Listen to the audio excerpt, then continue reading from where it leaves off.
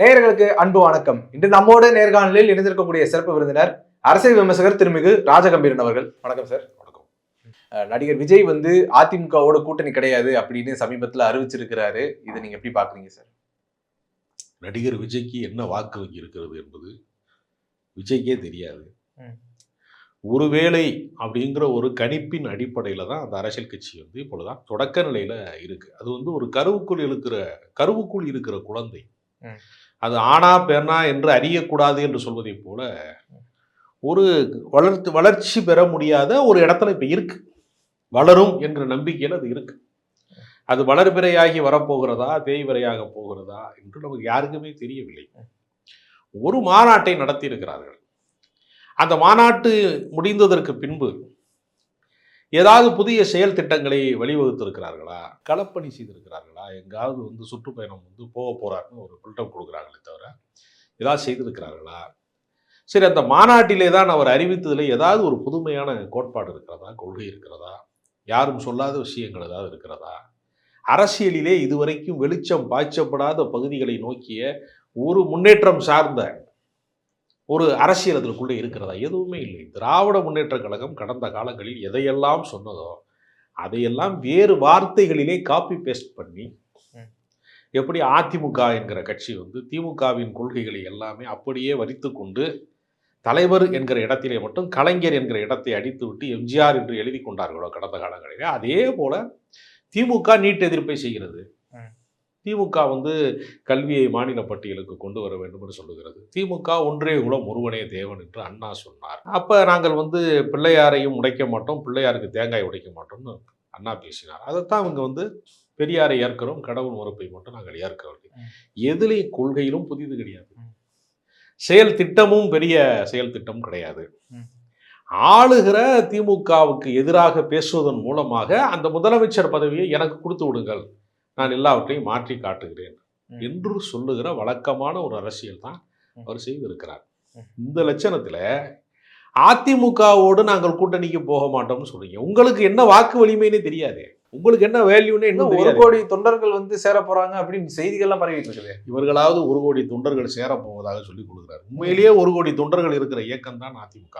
அதிமுகவுக்கு இருக்கக்கூடிய மிகப்பெரிய விஷயம் என்னன்னா, அவர்கள் எம்ஜிஆர் என்று சொல்லக்கூடிய ஒரு வசீகர தலைமையை முதன்மைப்படுத்தி கட்சி தொடங்கினார்கள். அதே போன்ற இன்னொரு வசீகர தலைமையாக ஜெயலலிதாவை முன்னிலைப்படுத்தினார்கள். 2 வசீகர தலைமையும் இழந்ததற்கு பின்பு அந்த இடத்தை நிரப்ப முடியாமல் தலைமைக்கு யார் தகுதியானவர் என்கிற தத்தளிப்பிலே அந்த கட்சி உருண்டு புரண்டு பங்காளி சண்டையெல்லாம் போட்டு எப்படியோ இரட்டை இலையை மட்டும் காப்பாற்றி விட்டு எடப்பாடி பழனிசாமி நான் தான் தலைவர், நான் தான் பொதுச் செயலாளர்னு சொல்லிக்கிறார். ஆனால் அவருக்கு ஒரு ஆளுமை பண்பு இருக்கிறதா, ஒரு ஆற்றல் மிக்க தலைவராக ஒரு கட்சியை வழிநடத்துவதற்கான அவரிடத்திலே ஒரு தனித்திறன் ஏதாவது இருக்கிறதா? எதுவுமே இல்லை அவரிடத்துல. கட்சி இருக்கிறது, அவ்வளவுதான்.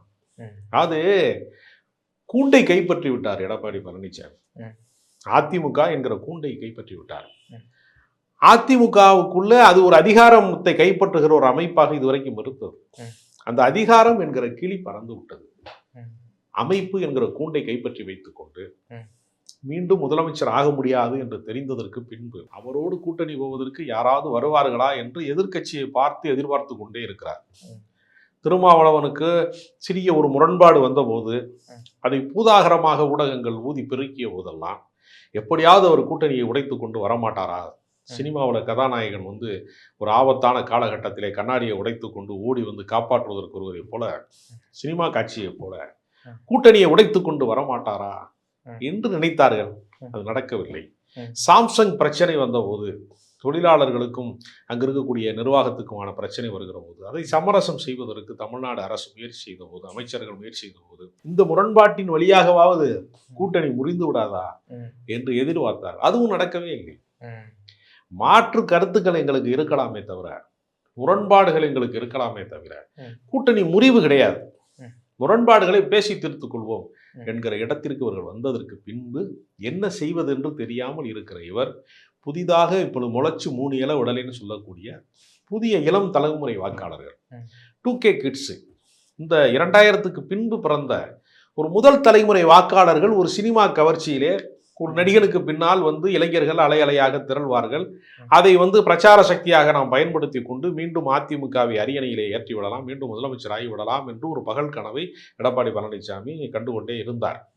அது பகல் கனவு தான் பலிக்கப் போவதில்லை என்பதற்கான அறிவிப்பாகத்தான் விஜய் சொல்லிவிட்டார். நாங்கள் இல்ல வழக்கமான இந்த அறிவிப்பு அப்படிங்கிறது வந்து விஜய்கிட்ட இருந்து தான் வரும். ஆனா இப்போ இதை பார்க்கும்போது புஷி ஆனந்த்ல இருந்து வந்திருக்குதுங்கிறப்ப இந்த புஷி ஆனந்த்ல இருந்து வந்த இந்த அறிக்கை எப்படி பாக்குறது? புஷி ஆனந்த் ஒரு தபால்காரர் என்று நீங்கள் வைத்துக் கொண்டால் கூட அதை எழுதிய கடிதம் வந்து விஜயோடைய கடிதம் தான். விஜய் சொன்னதைத்தான் அவர் அறிக்கையா வெளியிடுகிறாரு. புஷி ஆனந்த் என்ன தனித்த ஆளுமை மிக்க பொதுச் செயலாளராக இருக்கிறாரா?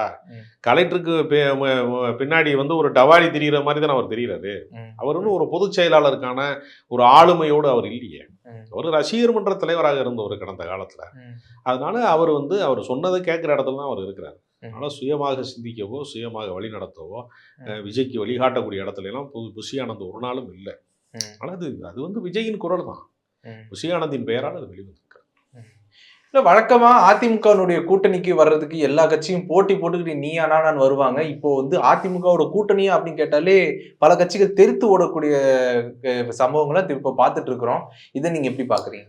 அதிமுக வெற்றி பெறுகிற குதிரையாக இருக்கிற வரைக்கும் அந்த குதிரை மீது சவாரி போவதற்கு எல்லாருமே ஆசைப்பட்டார்கள்.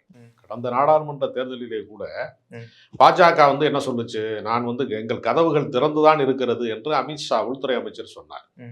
கதவு திறந்துதான் இருந்தது. கதவு திறந்திருப்பதிலே என்ன வசதி என்றால், யாராவது வருவார்கள் என்பதற்காக கதவு திறப்பார்கள். இருக்கிறவர்களும் வெளியேறி போய்விடக்கூடிய வாய்ப்பும் அதிலே இருக்கிறது.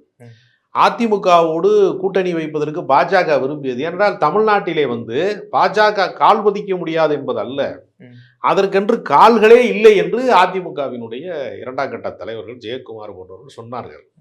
அதனால் கால் பதிக்க முடியாதவர்கள் தங்களை யாராவது இந்த சவலை பிள்ளையாக இருக்கிற பாஜகவை யாராவது சவாரி எடுத்து செல்வார்களா என்கிற முயற்சியில் நினைத்தார்கள். அதிமுக கைவிட்டு விட்டது. ஆனால் அதிமுக ஒரு மாநில கட்சியாக அதற்கென்று ஒரு கட்டமைப்பு இருக்கிறது, வாக்கு வலிமை இருக்கிறது. அந்த கட்சியிலே ஒரு வசீகர தலைமை இல்லை என்ற போதும் கூட அது ஒரு இரண்டாவது இடத்திலே, திமுகவுக்கு அடுத்த இடத்திலே தான் அது இருக்கிறது. மற்ற அரசியல் கட்சிகள்லாம் எப்போது கூட்டணிக்கு வருவார்கள் என்றால், அதிமுக வெற்றி பெறும் என்கிற நிலைமை உருவாகும் பட்சத்தில் தான் வருவார்கள். வெற்றி பெறுவதற்கான சாத்தியமே இல்லை என்றால் எதற்காக அந்த கூட்டணிக்கு போக வேண்டும்? ஓடுற குதிரையில தான் பந்தயம் கட்டுவாங்க. அது படுத்து கிடக்கிற குதிரையாக அதிமுக இருக்கிறது. எனவே யாரும் கூட்டணிக்கு வரவில்லை. இப்ப பாஜகவும் கைவிட்டுருச்சு, விசிகாவும் கைவிட்டுட்டாங்க, தமிழக வெற்றி கழகமும் உங்களுக்கு கை கொடுக்கல. அப்படிங்கிற பட்சத்துல இனிமே அதிமுகவோட கதி என்னவாக இருக்கும்னு நினைக்கிறேன்? பாஜக கைவிடவில்லை, பாஜகவை அதிமுக தான் கைவிட்டது.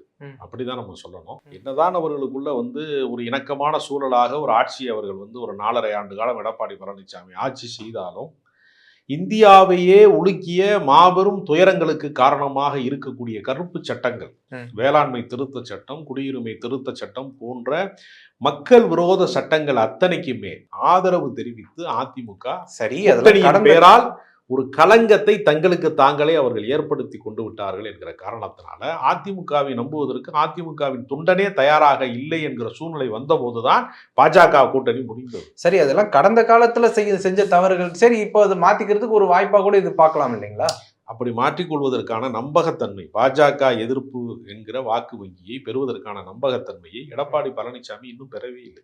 காரணம், திமுக சித்தாந்த ரீதியாக பாஜகவை எதிர்க்கிறது, கொள்கை ரீதியாக எதிர்க்கிறது, சனாதனத்தை எதிர்க்கிறது, அதே போல நீட் தேர்வை எதிர்க்கிறது, பல விஷயங்களிலே வந்து தேசிய கல்விக் கொள்கையை எதிர்க்கிறது. ஏற்கனவே பாஜகவினுடைய சித்தாந்த அடிப்படையிலும் திமுக அதற்கான எதிர்ப்பை தெரிவிக்கிறது. ஆனால் எடப்பாடி பழனிசாமி சித்தாந்த ரீதியாக எந்த எதிர்ப்பையுமே தெரிவிக்கவே இல்லை.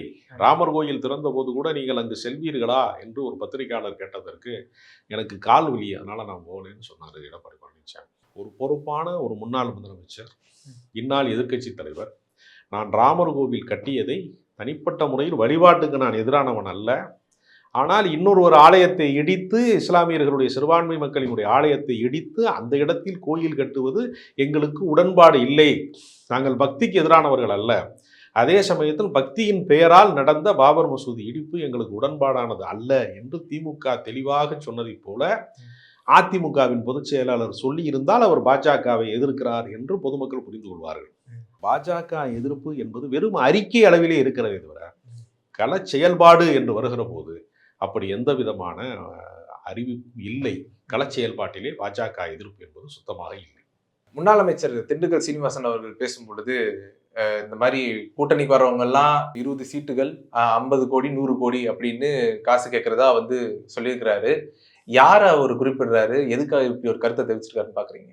கூட்டணிக்கு யாருமே வராத பட்சத்திலே கூட்டணி கட்சிகளோடு சேர்ந்து தேர்தலை சந்தித்தால்தான் குறைந்தபட்சம் இப்போது இருக்கக்கூடிய எம்எல்ஏக்களை, இந்த எதிர்க்கட்சி தலைவர் என்கிற இந்த அந்தஸ்தையாவது தொடர்ந்து நீட்டிக்க முடியும் என்கிற நிலைமை எடப்பாடி பழனிசாமிக்கு வந்த காரணத்தினால ஏற்கனவே தென் மாவட்டங்களிலே ஓபிஎஸ் போன்றவர்கள், டிடிவி தினகரன் போன்றவர்கள், சசிகலா போன்றவர்களுடைய பிளவு அரசியலின் காரணமாக ஒரு குறிப்பிட்ட சமூகத்தினுடைய வாக்கு வங்கி வந்து சேரவில்லை என்கிற பின்னடைவு அவர்களுக்கு இருக்கிற காரணத்தினால அந்த பின்னடைவை சரி செய்வதற்கான வாய்ப்பாக கூட்டணி கட்சிகளினுடைய தயவின் காரணமாக வெற்றியை நோக்கி முன்னேற வேண்டும் என்று அவர்கள் விரும்புகிற போது அவர்கள் யாருக்கேனும் அழைப்பு விடுத்தால் அல்லது யாரிடமாவது பேச்சுவார்த்தை நடத்தினால் எங்களுக்கு சீட்டு கொடுத்தால் பத்தாது, சேர்த்து கொஞ்சம் நோட்டு கொடுங்கள், சில கோடிகளை சேர்த்து கொடுங்கள் என்று அவர்கள் கேட்கிறார்கள் என்றால் இவர்கள் பலவீனப்பட்டு விட்டார்கள் என்றார்.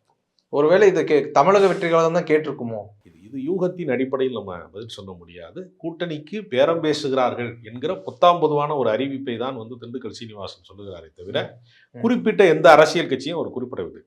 அவர் வந்து பாமகவை குறிப்பிட்டாரா, தேமுதிகவை குறிப்பிட்டாரா, அல்லது தமிழக வெற்றி கழகத்தை குறிப்பிட்டாரா என்பதெல்லாம் ஒரு யூகம் தானே தவிர இதெல்லாம் உறுதிப்படுத்தப்படாத செய்திகள். அதே சமயத்தில் பேரம் பேசுகிறார்கள் என்பதை அவர்கள் பொதுப்படையாக தெரிவிக்கிறார்கள் என்றுதான் இதை புரிந்து கொள்ள வேண்டும். அதிமுக தன்னை வந்து வலிமைப்படுத்தி கொள்ளாமல் கூட்டணிகளின் தயவால் ஒரு ஆட்சியை உருவாக்க வேண்டும் என்றால் கூட்டணி ஆட்சி தான் எங்களுடைய இலக்கு என்றால் அவர்கள் அறிவிக்க வேண்டும்.